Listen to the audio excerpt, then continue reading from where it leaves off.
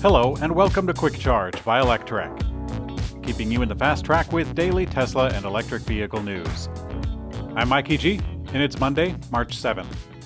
A Tesla owner in China was surprised with a bill of a Supercharger station charge about $600,000. For a number of years, Tesla never charged anything for customers at the stations, and this has changed over the last few years as Tesla has moved to a paying structure in order to help support the Supercharger station deployment across the world.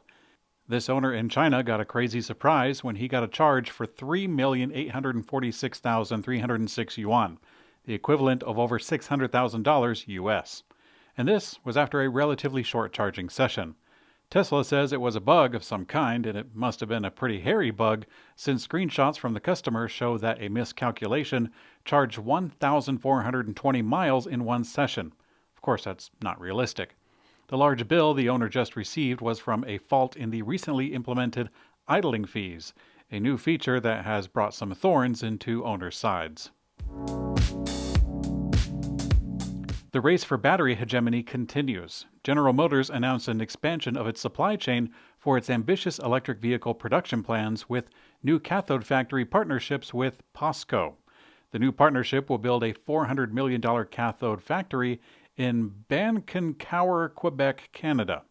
Construction on the new plant is expected to start next year, and production should start actually by the year 2025. The new announcement is integral to General Motors' plans for battery supply, since the materials the plant will provide make up about 40% of the total cost of a battery cell.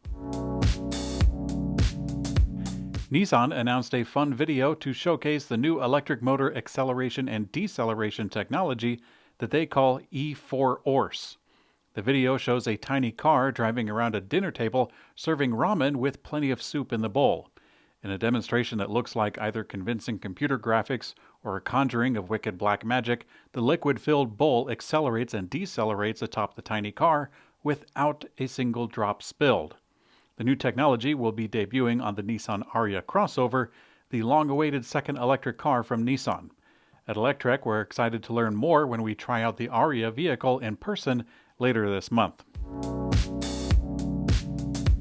Volkswagen has greenlit a new $2.2 billion investment to build a new factory in Wolfsburg, Germany.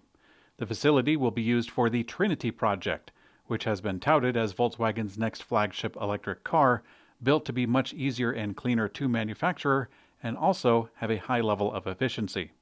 Many reports link the Volkswagen flagship project with Audi's Artemis program, which likewise aims to build an efficient electric vehicle.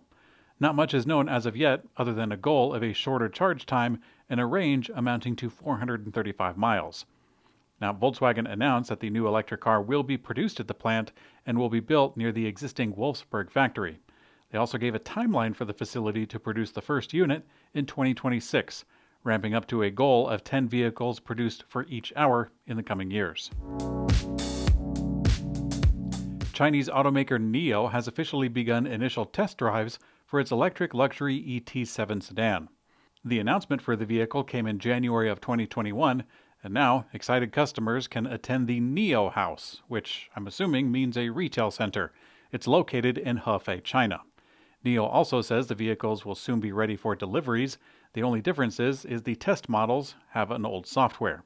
So far, China and Germany are the only two markets confirmed for sales of the new vehicle, and German orders are supposed to begin later this year.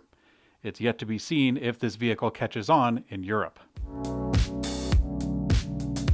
In today's community comment, Martin Wood says, quote, "Sold my dirty diesel Volkswagen/Skoda diesel emission cheating car yesterday in preparation for my first EV, a UK China-made right-hand drive Tesla Model Y delivery on March 17th. Sounds quite exciting, Martin. From what I understand, the Model Y is a great car to own. It saves at the pump, rides quiet, constantly improves, and in these strange times, it actually grows in value as a used car. A few years ago, Elon Musk said that owning another car would be like owning a horse. At the time, he was talking about the upcoming capabilities of full self-driving. Of course, that hasn't materialized the way that he had hoped, but all in due time, I suppose. Thanks for watching Quick Charge by Electrek. We also have an audio version on your favorite podcast player. I'm Mikey G, and I hope you have a great day.